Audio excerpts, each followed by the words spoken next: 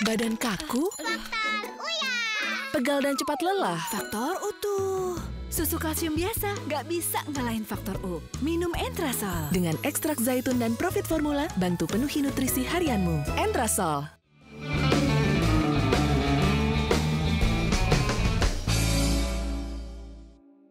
Dipersembahkan oleh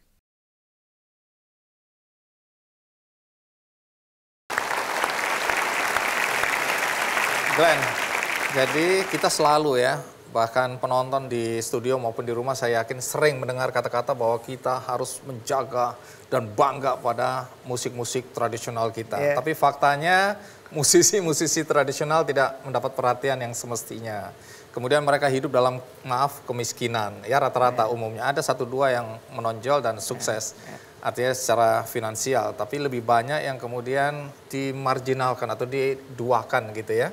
Nah, padahal di dalam deklarasi itu diungkapkan bagaimana menciptakan, mendukung ekosistem musik etnik. Nah, itu terjemahannya seperti apa? Ya, yang seperti kita sampaikan bahwa dari awal ini kan isu yang selama ini menjadi akumulasi banyak hal gitu, Bung Hendy. Melihat musik Indonesia tuh nggak bisa lihat satu parsial masing-masing, tapi salah satunya memang musik etnik ini menjadi sorotan.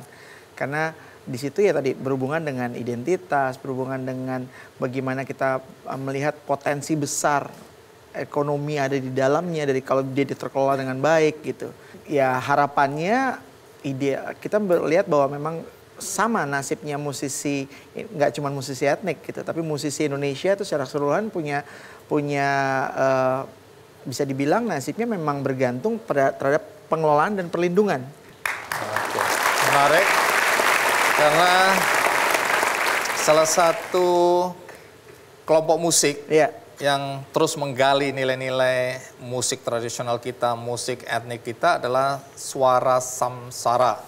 Nah, mereka ini anak-anak muda dan sebaiknya kita panggil ya, Glenn? Yes. Iya. Mari kita sambut dengan meriah Suara Samsara. Iya.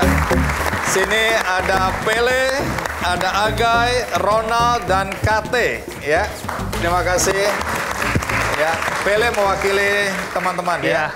Jenis musik apa lagi nih, Suara Samsara? Kita basicnya semuanya pemain perkusi. Terus kita 90% alatnya itu pakai apa? Tradisi, instrumen tradisional. Suara Samsara itu apa? Ada artinya? Ada, itu diambil dari nama Sansekerta. Suara itu bunyi, Samsara itu yang terakhir kembali. Jadi dimaksudkan apa dengan nama itu? Bunyi yang terakhir kembali. Bunyi yang terakhir kembali. Oke. Dari mana gagasan untuk masuk ke jenis musik ini dan membentuk kelompok musik Suara Samsara ini? Pertama kita terinspirasi sama almarhum Om Ini Sisri. Nah, dia punya grup perkusi namanya Kahanan, yang artinya situasi. Nah, dulu waktu Om Sri udah meninggal, rumah studionya jadi sunyi kan, nggak ada yang latihan. Terus kita diajak oleh Bunda Prita, waktu itu diundang untuk ada perayaan peringatan almarhum Om Ini Sisri, terus kita diundang, terus kita akhirnya karena di Jakarta sulit untuk latihan perkusi, jadi Bunda mempersilahkan kita kalau mau latihan bisa di Depok, kebetulan base campnya di Depok. Nah, akhirnya nama itu dari Kahanan itu situasinya udah sunyi karena Om Sri udah meninggal. Akhirnya kita buat Suara Samsara, jadi bunyinya itu lahir kembali dari rumah Kahanan itu. Nah, pernah tampil di mana saja? Tahun kemarin kita main di Rainforest World Music Festival di mana? Kuching, Malaysia. Kuching, Malaysia. Oke, terus di mana lagi? Itu salah satu festival besar tuh. Mewakili tanda kutip Indonesia. Ya. Jadi Indonesia berkibar di sana benderanya ya. Oke, terus pernah main di mana lagi? Tahun kemarin ada Festival Eropalia. Jadi Indonesia jadi tamu kehormatan di sana. Di mana itu? Di Eropalia itu di sebagian besar Eropa, terus pusatnya di Belgia. Oh, jadi keliling-keliling kalian? Iya. Ya, mudah-mudahan dengan rambut begini saya juga diundang ya ke festival rambut palsu. Jangan ketawa kalian ya. Fokus. Oh, kamu juga ya, gondrong ya. Oke.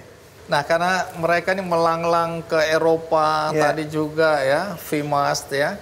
Nah, di sini kan ada diplomat kita, Pak Johari Oratmangun ya. Waktu jadi Dubes Indonesia di Rusia, pernah WhatsApp saya kapan mau main-main ke sini. Ternyata istri saya lebih dulu yang ke sana, tapi pas Anda baru saja pulang ke Indonesia. Nah, coba minta pendapat Anda soal penghargaan ya, penghargaan dunia internasional terhadap musik-musik daerah, terutama musik-musik khas Indonesia dari pengalaman Anda sebagai diplomat yang keliling ke berbagai negara. Ini berarti sebenarnya musik etnik atau tradisi Indonesia dalam bungkusan budaya yang tepat sesuai dengan zaman sekarang itu punya potensi untuk masuk ke pasar musik internasional. Itu yang saya berpikir karena musik ini kan bahasa universal, jembatan nada-nada. Jadi kalau nada-nada etnik Indonesia itu bisa menjembatani juga hubungan antar negara. Kalau kita lihat musik misalnya musik reggae karena asalnya Jamaika kemudian menjadi populer seperti sekarang dan musisinya jadi jadi mempunyai penghasilan ekonomi yang memadai, K-pop, sekarang musik dari India, sitar, lalu kemudian berkembang sekarang kemana-mana. Saya kira mungkin ini dengan konferensi musik ini Indonesia ini momentum yang luar biasa juga untuk musik etnik Indonesia. Dan saya kira kami khususnya Kementerian Luar Negeri, berbagai kedutaan besar selalu mendukung kegiatan-kegiatan seperti ini. Oke.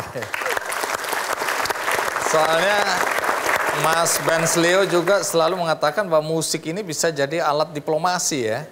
Pemahamannya seperti apa? Joko Widodo memilih Tantowi Yahya berada di posnya di Wellington, kemudian Samoa dan kerajaan Tonga. Ini satu hal yang menarik sekali karena ternyata musik-musik di Samoa atau musik Pasifik itu sama dengan musik di kawasan Papua dan juga Maluku. Nah ini kalau diplomatnya itu pemusik juga atau music lover atau pencinta musik minimal, maka diplomasi budaya itu ada di sana. Baik.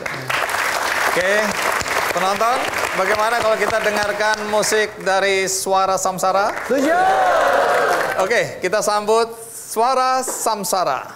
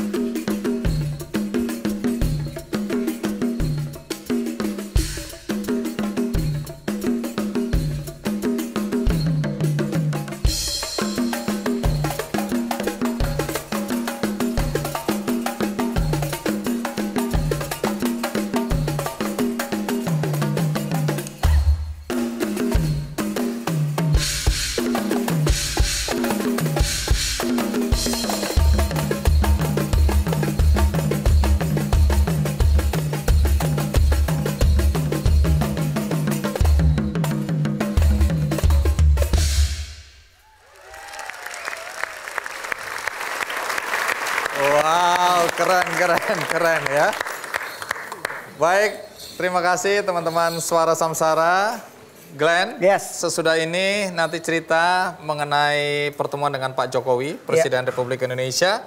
Dan juga pertanyaan, mengapa nanti Enda dan Reza menyanyikan lagu dari The Rollies. The Rollies. Kenapa kira-kira? Ikuti terus Kick Andy. Apa kerugian bangsa kita kalau kebiasaan pembajakan atau mafia perbajakan ini dibiarkan sampai hari ini? Dipersembahkan oleh